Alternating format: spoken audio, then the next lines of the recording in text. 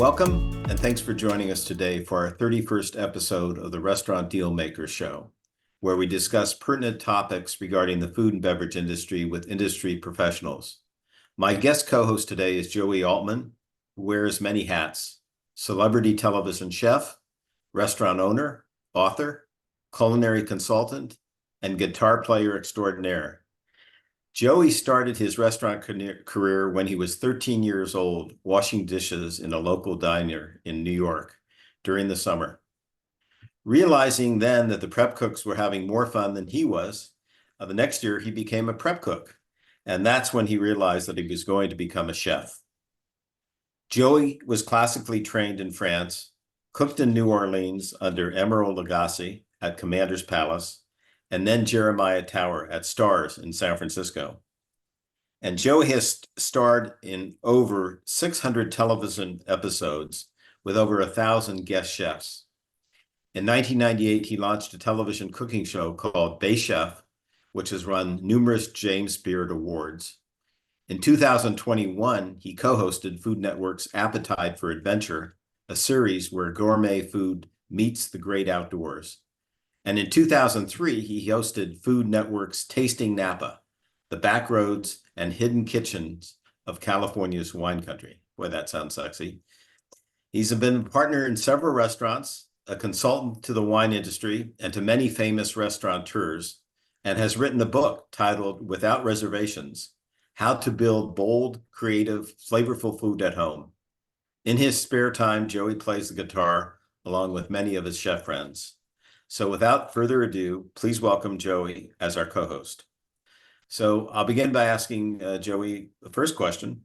Joey, you've had a diverse life experiences, from being a prominent chef, a television celebrity, an author, a restaurant consultant, playing guitar in a band, and being a devoted husband and father. How have all these experiences contributed to your successful life? Wow, that's a big question. I would just say, like anybody else's life, everything that you do, if you're passionate about it, will give you that sense of accomplishment or reward in so many different ways, whether it's personal, professional, or something that you feel gives back to a community that has been so supportive of you. And that's how it's been for me. My career has been one that has not come out of any master plan. Like, I know so many people who, like, they have a plan. This is, they're going to stick to their plan. They're going to work their plan. Here's where I want to go. Step one, step two. I just put myself out there, and this sort of universe kind of shows me, a light to go towards, and if it feels right, I go to it. Like my cooking show, I wasn't looking for it; it came to me, and it turned into something that I wasn't planning on, but then opened up all these other doors. I knew that I always wanted to be in the restaurant business in some form. I love cooking. I love cooking for people. The hospitality part is a huge part of it. So it's not just the culinary aspect of it. It's that whole engagement with the kitchen staff that I work with, the crew. I love that sort of, as Anthony Bourdain kind of talked about it in Kitchen Confidential, being one of the pirates on a pirate ship. There's something to that. And then also being in the dining room, watching people consume the food that I make and watching them enjoy that. That sort of what was like the early inspiration for me. Because when I was younger, I was a kind of mischievous and didn't really, my grandmother said I was born without an ass. And it was probably her diagnosis of my ADHD.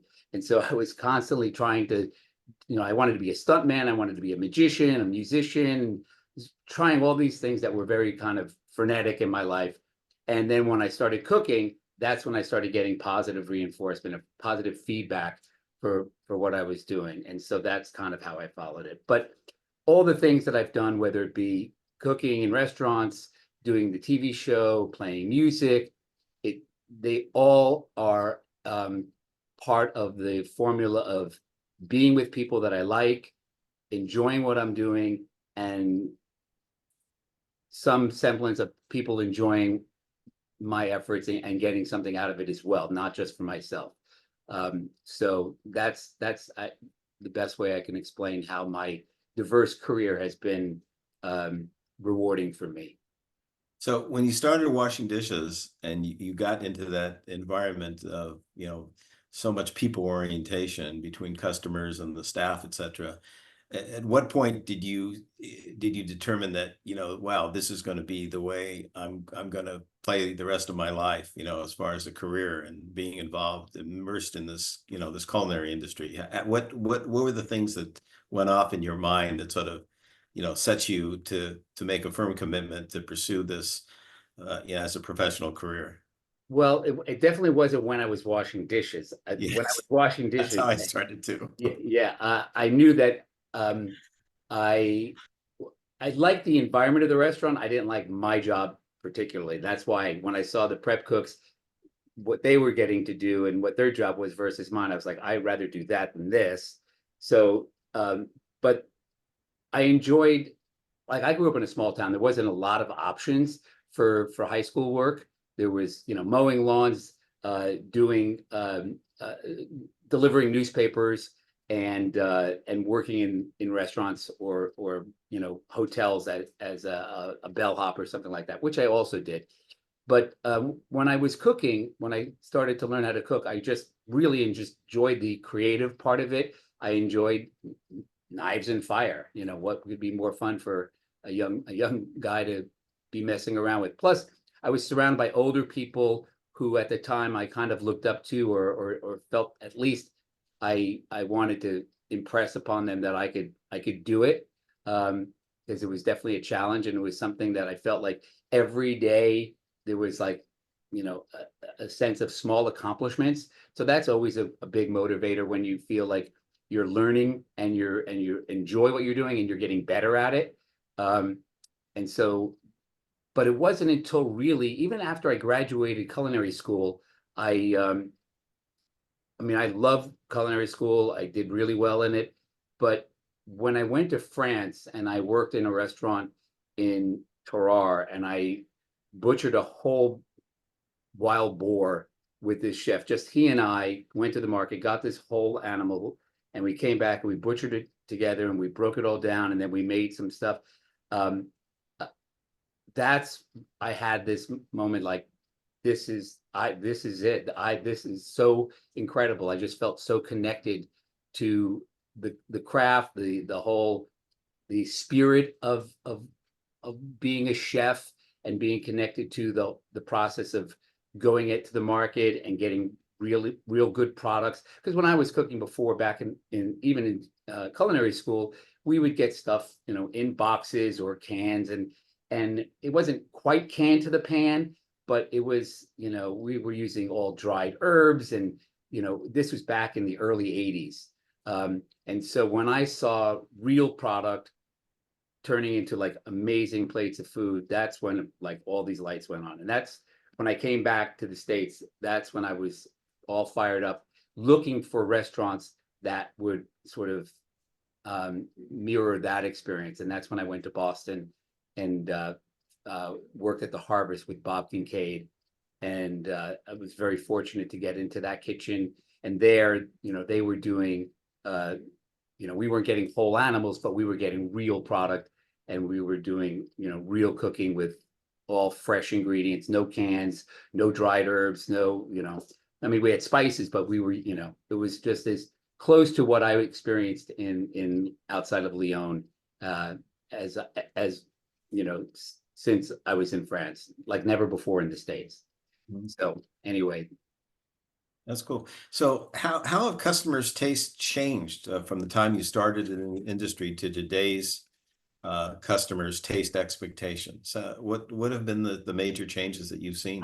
I would say, I don't think that when you say taste, there's an aesthetic taste and then there's actual flavor taste, right? So Okay. I think people haven't really changed as far as like, if you think about salt, sugar, and acid, like from a more kind of scientific thought of how to build a flavor profile. I think, a good sauce or a good vinaigrette or a good soup or, a good pastry 50 years ago still would taste delicious today. And all the same thought needs to be put into making it delicious today as we did 50 years ago. I think what has changed is the presentation, the menu mix, I think people are much more open to a variety of different ideas as far as food combinations. Like when I was at the Harvest, for instance, we did classically French food, but with an American aesthetic. So, we would make a dish where we were using Virginia ham, crab apples from a farm, and we would make a maple chili sauce to go with that. But the process of which we were putting it all together were all based on French techniques, reduction, making a stock, julienne, all that same stuff. Now, I think you can see all these different international techniques, whether it be, tempura from Japan or Chinese stir frying or Indian spices coming into the mix. And people, I think, are much more open to having a much more wider variety of influences on their cooking than they did before. Where before, like to do, Asian in French, you were considered fusion, and that was sort of very iffy back in the day. There were places that were successful at it, but it was still very niche and novel. Now it seems to be much more pervasive, the open borders of how people approach cooking. And I think that the palette has become more expanded as far as what people appreciate. But it all still has to taste good. And, I think also the audience has changed. So America's dining audience, like when you would go out into the dining room at Stars, when I was there in the mid 80s, it was a much more homogeneous clientele for the most part. Now you go out into any dining room in San Francisco or New York or LA, you've got people from all over the world with all different backgrounds, and so there's definitely a larger or expanded audience profile to appeal to. That makes any sense. Yeah, very much so. Much so. So over the years, you've worked with some of the best in the business, including Bernard Constantin at the Hotel Larivoire. Larivoire, right? Yeah. Okay, yeah. My French is not very good. It's okay. And Jean, is it Jean Brouilly? Jean Brouilly. In Brittany, France. And then you mentioned Bob Kincaid at the Harvest Restaurant, and Emeril Lagasse at Commander's Palace in New Orleans, and of course Jeremiah Tower at Stars. What were the key things you learned from working with these well-known individuals? They all had very different approaches to running their restaurants and different personalities for sure. Yes. And the crews that I work with, I was a small cog in each of those places. And I was very young still. I think I was 20 when I was in France, 21 when I was or 22 with Emeril, and it was 22, 23 when I was with Jeremiah, and now I'm 60. So, but back then I think that they each had a different approach towards how we think about cooking, how we think about, working with others, and each restaurant had a different sort of way that they put service on. And so I just learned, and this kind of came through on my cooking show, when people would come on and say, this is how you do this. And I'm like, actually, no, there's like 17 different ways to do everything. Right. So what I learned was keep an open mind. The chef's way is the way to do it. Unless you definitely have a better way to do it and you have an opportunity to show that chef how to do it differently and you think it's better, just keep it to yourself, do it their way, because you don't know how that will back into something else that's happening. So you see this much of it where the chef sees this much of it. So I learned pretty early on that, keep an open mind. If this is how they want the chicken cut up, this is how you cut up the chicken. If this is how they want the station set up, this is how you set up the station. If this is how you're going to call out the orders, this is how you do it. So I learned that every chef has a certain style that's comfortable for them to operate. But as far as techniques, each one of them had a different kind of approach to cooking that was kind of something that was specific to them. I don't remember quite specifically Jean Brouilly, because that was my first restaurant job in France, and I was just overwhelmed with just not understanding 90% of what was being said in the kitchen in the beginning, and just really just trying to keep up every day. But at the Harvest with Bob Kincaid, we did a new menu every day. So we would come in, and our first task was to take inventory. So we would go into the walk-in or into our station, and we would write what's left over from yesterday. What do we have? What came in that day? We would see, oh, there's a case of Japanese eggplant. We've got a case of snow peas. I see there's a big, huge bushel of basil there, whatever. And we would write that down, and we'd look at yesterday's menu, and we would see, okay, we have enough to run this same dish. Okay, this is out, this is out. So I need to fill these two. And then we would sit down as a team with Bob sitting at the head, and he said, okay, what's your idea for a salad with a protein today? And we would start just ideating together. And we do that for about a half an hour. The 4 different stations would then come up with their menus. Then we had about an hour and a half, 2 hours at the most, to get our mise en place together. And then we were open for service. And we did that every day. And the amount of his guidance was varying each day. If somebody came, I've got this lobster and blueberry, and he was like, no lobster and blueberries. There were certain things that were just wrong. Otherwise, he'd be like, okay, that's interesting. Get that right away, and let me taste that, and then we'll go from there. So it was a super creative opportunity, one that I have never came across before, but it was incredibly impactful, and it made me think about how ingredients are really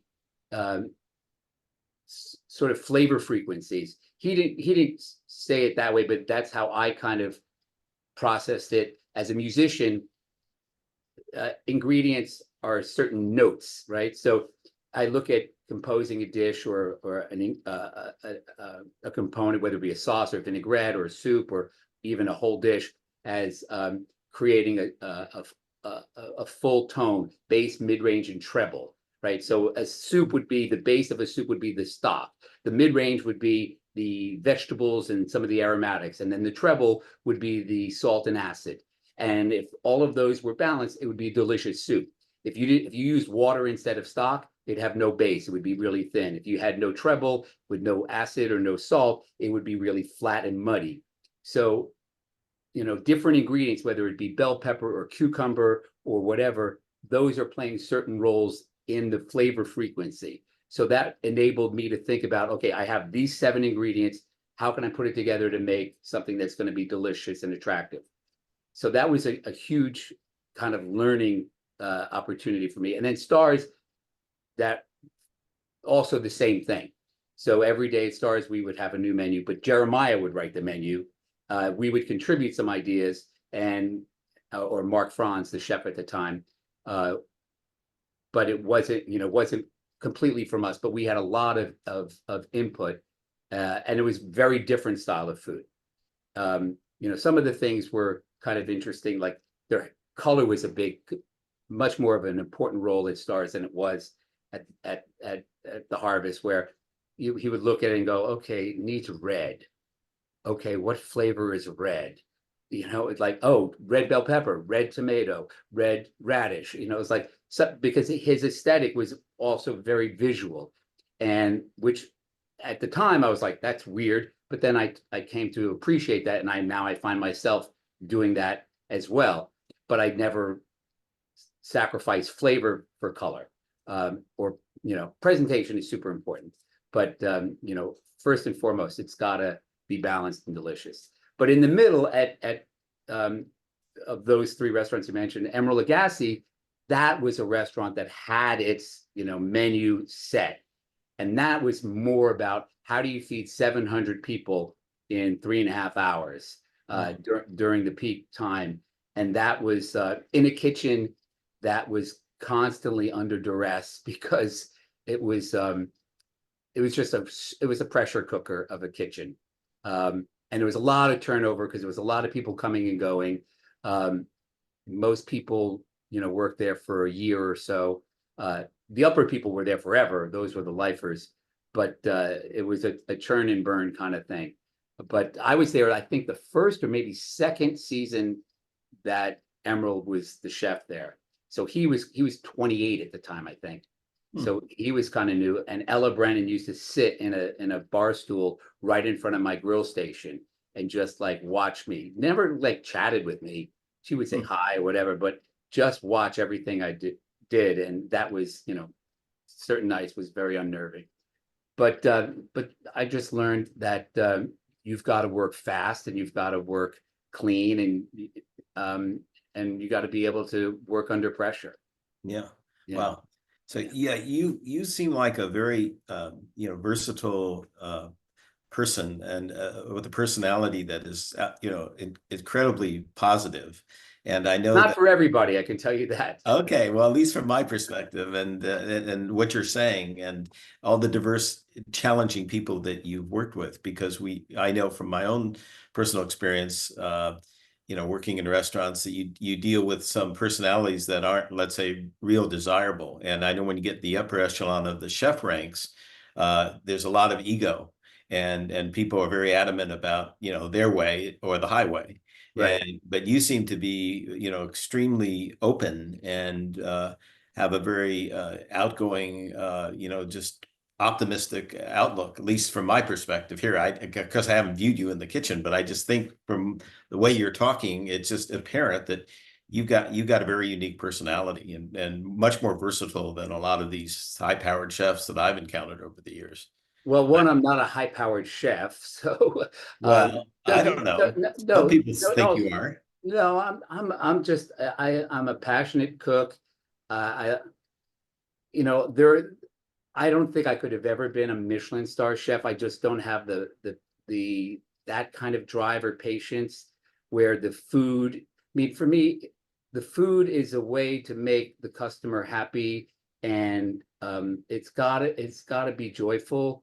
And when the food trumps the happiness of the kitchen for the sake of obtaining a Michelin star, I've worked around people like that, and it's just it's not fun. It's They're a little neurotic, is that it? yeah, and it also becomes somewhat kind of not it for me it seems I don't take the food that seriously or myself seriously. I take my craft seriously and I take my job as a chef seriously, but I don't take myself too seriously.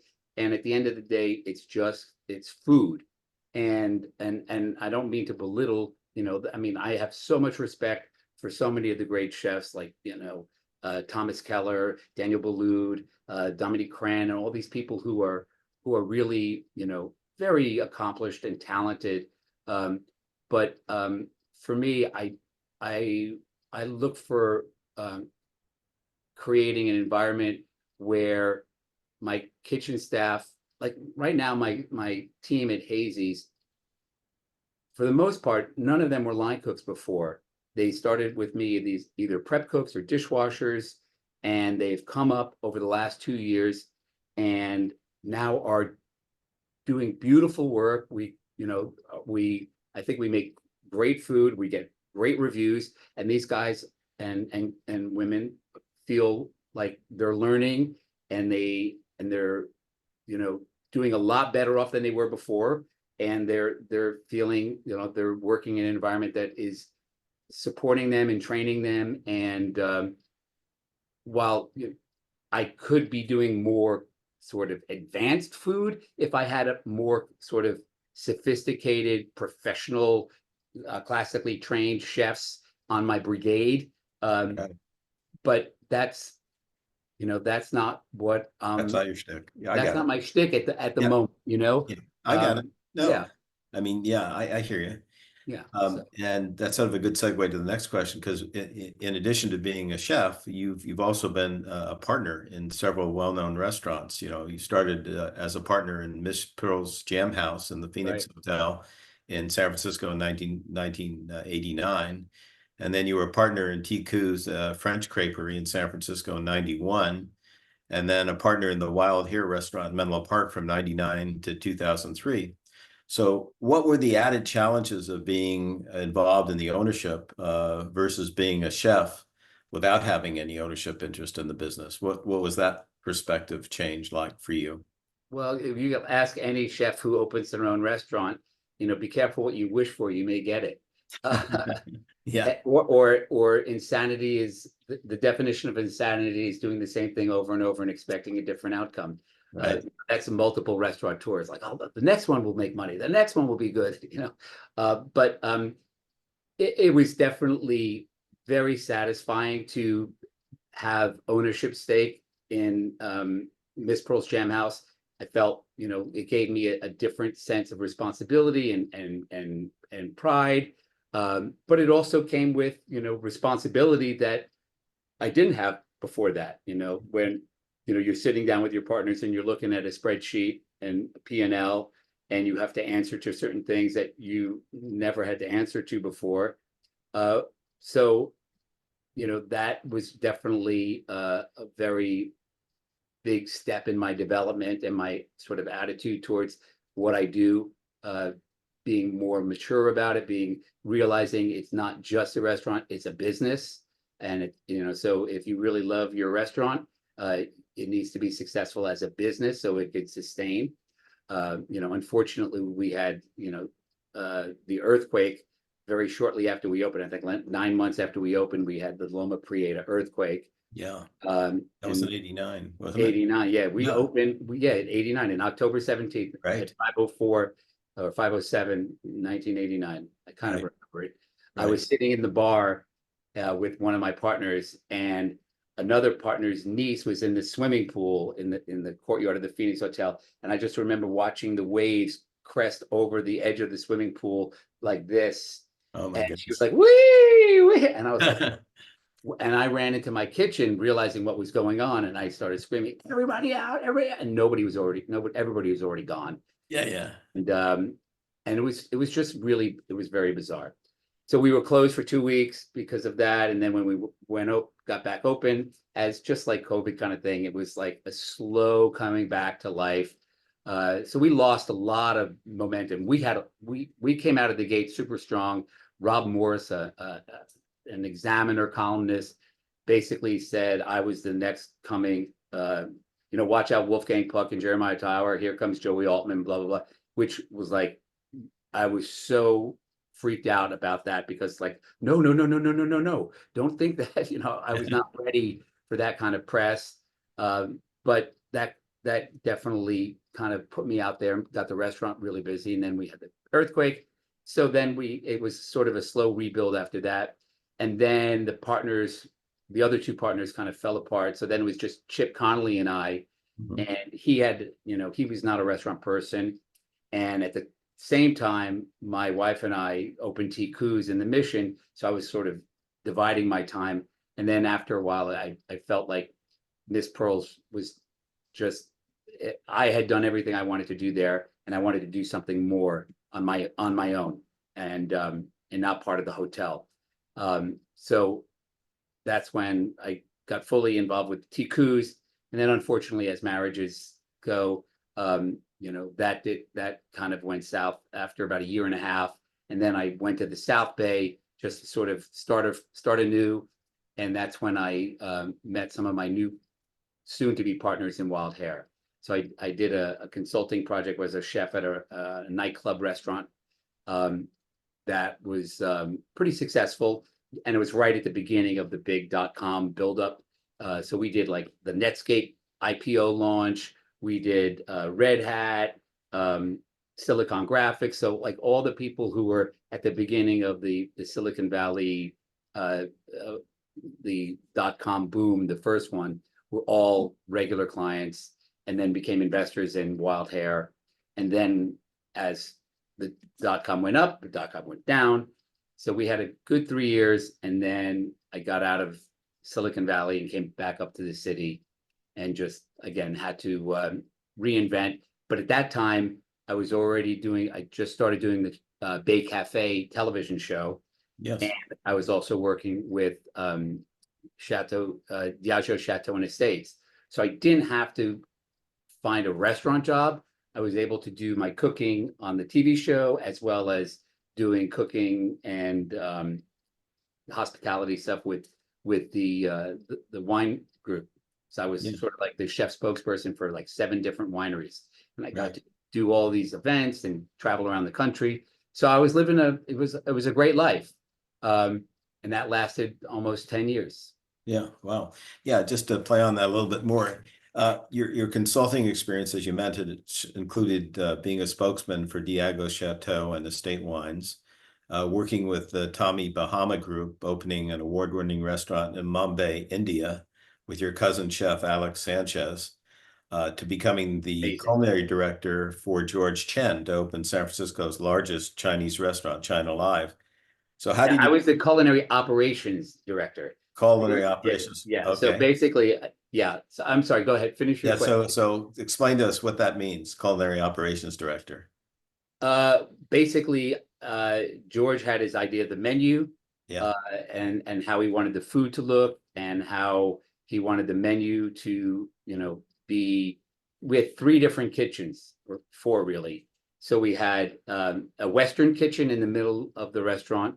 We had a barbecue station, and then we had which was like the Peking ducks and the char siu pork, and then we had a corral-shaped dim sum station, and then we also had like a salad, like a hybrid station, which was used to do various specials, or like we had an oyster bar at some point, and then some other things. We would use that small area as sort of like a trial balloon area, like to see what else we can do. And we had Mandarin speaking chefs, we had Cantonese speaking chefs, we had Spanish only speaking chefs, and we actually had a couple of people who didn't speak at all. So no, true. So I had over how big a staff was there? I was going to say probably around 60 people. So 60 back of the house people? Yeah, because we were open, lunch and dinner and all of those stations. And then we had a dim sum kitchen that was probably 10 people just to the dim sum people. Wow. And they just did production. So my job was to, from the beginning, work with the designers and the contractor to build out the kitchen, putting the equipment where it needed to be, sourcing the right equipment, small wares, figuring out how all of the menu ideas that George wanted on the menu, how they can get produced in a way that would have flow and logistically make sense in the space that we had. So, and I had to work with each of the Chinese chefs. What do you need? And source those pieces of equipment or ingredients, and then find people to support them, because we had one guy who came out from Taiwan, another dim sum chef came from another dim sum restaurant but didn't have people, so we had to find people for them. And so it was about 9 months of kind of putting this jigsaw puzzle together. And then once we were open, I was sort of just running around making sure everybody had what they needed, and I would just whatever was missing, I would fill in and do, whether it be prep or whatever, shopping, so that was kind of my role. Yeah. Sure. And so then I did, what we also had the marketplace in one side of the restaurant. So at one point we activated that with cooking demonstrations. So I would do cooking demonstrations on the weekends there 2 or Wow. 3 times a day, these hour-long demos to sort of promote the products that we were selling in the market. Wow. So with these diverse experiences that you've had from chefing, from being in ownership, from being a consultant, which of those three have you enjoyed the most or give you the most satisfaction? Chefing, consulting versus ownership. They're all so different. I think chefing for sure. I think just because, as a chef, like right now, being the chef of Hazy's in Hayes Valley, I have my crew that I, trained and mentored, and part of this small group of people that every day go in and we execute our menu, and it's food that came from my head to the page to the plate, which is very satisfying. But with that is a lot of stress and pressure.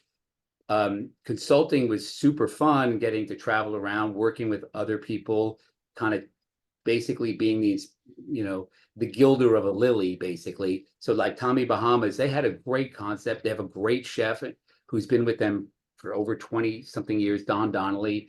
And my role with that company was basically to take my Miss Pearl's Jam House experience and kind of share that with the chef there, sort of help them just expand their Caribbean-esque kind of flair to their menu, and just basically work with the chef to facilitate more ideas and inject some fresh ideas to what they were already doing. And what they were doing was also really done well.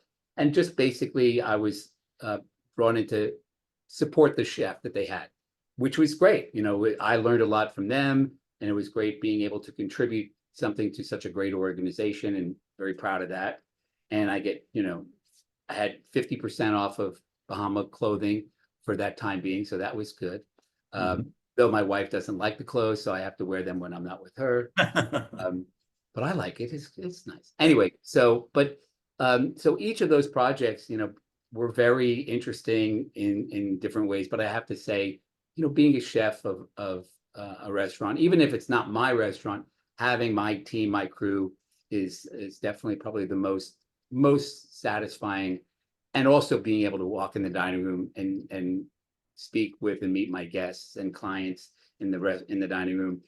That's probably my favorite part. Like, I'll be in the dining room, walk around, how is everything? And I'll start chatting, and I'll sit down and they'll engage with me, and they'll apologize. I'm so sorry for keeping you. I'm like, no, this is my favorite part of what I do. Yeah. If I didn't want to be with you chatting, I'd be back in the kitchen. Because for me, it's like if I'm not making people happy, then it might as well be a grab and go. It's like, I think so much of the experience of when people go out to dinner or lunch or whatever meal, it's not just the food, it's the experience. I always tell my staff in front of the house, back of the house, people will never remember what they ate, what they drank. They will remember how they felt when they left. Yes. And so I see my role as a restaurant chef, be any part of a restaurant, to do whatever I can to make sure that when people leave, that they leave with a feeling of like, I'm so happy I went there. Yes. Whether it be the food, the hospitality, the great conversation, whatever, all of it makes up part of that experience. So. Sure. Yeah. I mean, you have so much passion, enthusiasm, excitement, and commitment to what you do in the industry, and being, the chef, the outstanding chef that you are. Do you see these kind of qualities in the new generation of chefs that you're working with today? Do you Oh, for see? sure. Some of Really? yeah, no, I've been to some restaurants where I see some young chefs who get it, who I see, a lot of, what I consider the important values and sort of ideas about what it means to be a host That's chef. encouraging. Yeah, no, for sure. Oh, that's There's nice to yeah, hear. there's some where I would like to pull them aside and go, hey, it's not just about you, or it it's just food, dude. But no, I think there's a lot of passionate young people who enjoy what they're doing and are also, get hospitality, which is Oh, that's cool. yeah, And for they have the sure. same degree of work ethic. A lot of these new generational people Oh, that the old school have. no, No, I don't think so. no, I don't. I mean, again, I don't want to sound like, the boomer that I'm accused of being, but I talk about this all the time with my chef friends who are around my age. There's a certain, and it's understandable that of all of the things that have come out over the years, from whether it be Me Too or people, wage theft, young people today, and young people as anybody under 30, will not show up early, unpaid, stay late, unpaid. They have no problem, asking for a weekend off to go to Coachella, Yeah, even though, we've got a big event. There's, nobody's coming in on their free time to learn how to do charcuterie, or coming on their free time to learn how to, fillet fish, sure. which I did. It's like, wasn't my ship, but the day that all the fish came out, I wanted to learn how to do it.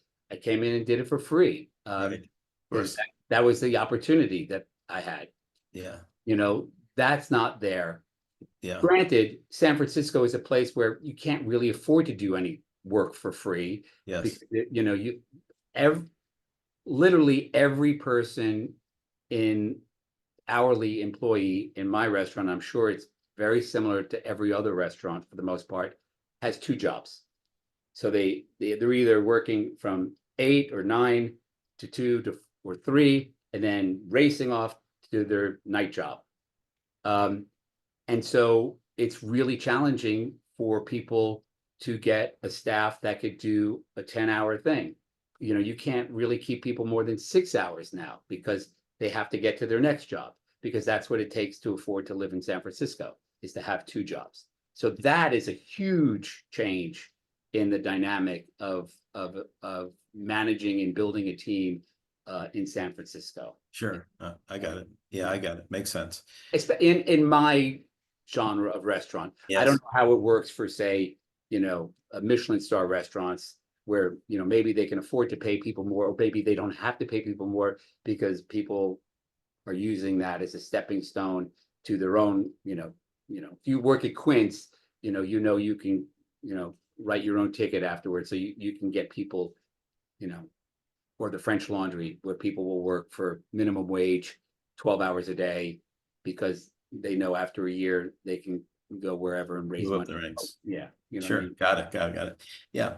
I want to talk a little bit about your television career, which has really been incredible. I mean, I would assume you've, over the years, with all the episodes that you've done, you've probably reached millions, literally millions of people. You've had hundreds of guest chefs. And how were you discovered? How did you get involved in It was the at the television time, arena? there wasn't Food Network in the Bay Area at the time. Food Network was just in New York. And so at the time we had Narcy David on Channel 2. We had on what was it? Maybe Channel 7 had the afternoon, guest chef would come on and do a 5-minute whatever for certain events, or but Narcy David pretty much had the morning culinary thing, and he would have a cavalcade of chefs that would come on and do demos. And then Bay TV was started in 1988 when they acquired this cable channel, and it was a news cycle. It was like they would take all the Cron news and just kind of recycle that on Channel 35. And then they hired a woman named Jeanette Gittler to create programming. And one of the programs that she wanted was a cooking show. And so they saw me on the morning news show and asked me if I wanted to be part of a new cooking show. So I would go on once a month to Cron, and I'm getting a little. So I did Narcy David.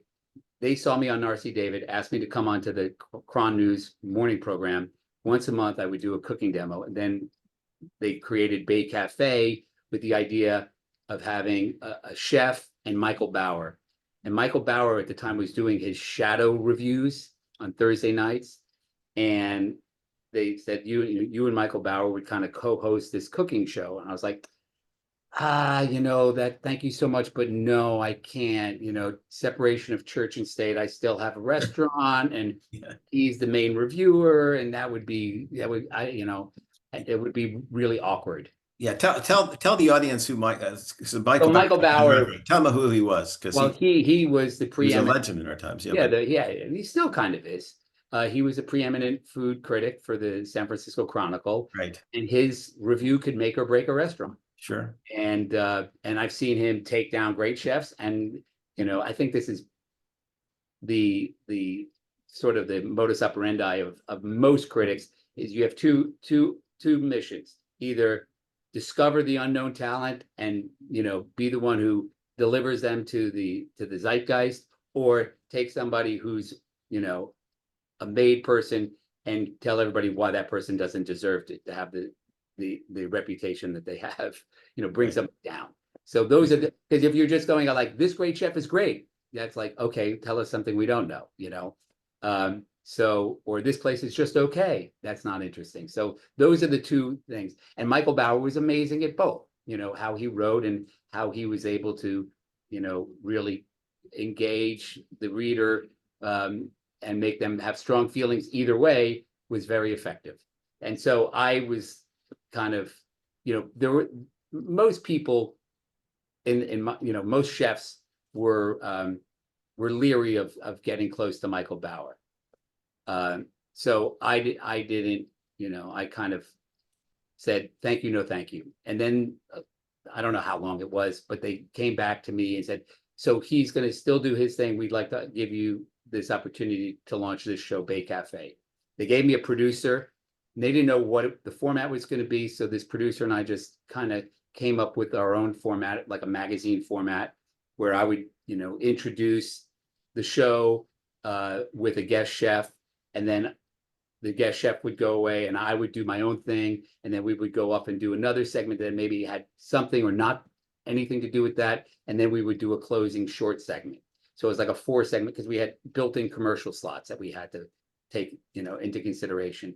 And we tried also, we did some really cheesy bits. We did, it was literally making it up as we went along. And it wasn't until, probably the 3rd season where we kind of found our groove, what kind of felt natural for me, felt natural for the production, and also the audience. So the audience did know what to expect. And we didn't want it to be too serious and like a dump and stir teaching class. We definitely wanted my personality to come out. We wanted the personality, most important, we wanted the personality of the chef to come out and celebrate the chef and celebrate the diversity of the Bay Area's culinary scene, from, the Michelin star chefs to the Romanian grandmother who has this amazing, goulash recipe that everybody should be cooking.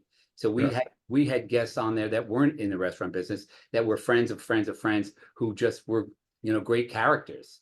And we figured out how to bring them in. And so it was, anyway, so I was discovered by doing this small, bits on the news shows that caught the eye of this main producer. I think it was my Halloween show where I was doing these really ghoulish appetizers for Halloween, where I made night crawlers out of ahi tuna and took wasabi oil and made it look like goo, and then made ghost shapes out of wontons. And so they thought that was pretty clever, and that's how I got my job. Cool. So with all these great TV shows that you were involved in, what was the highlight of your TV experience?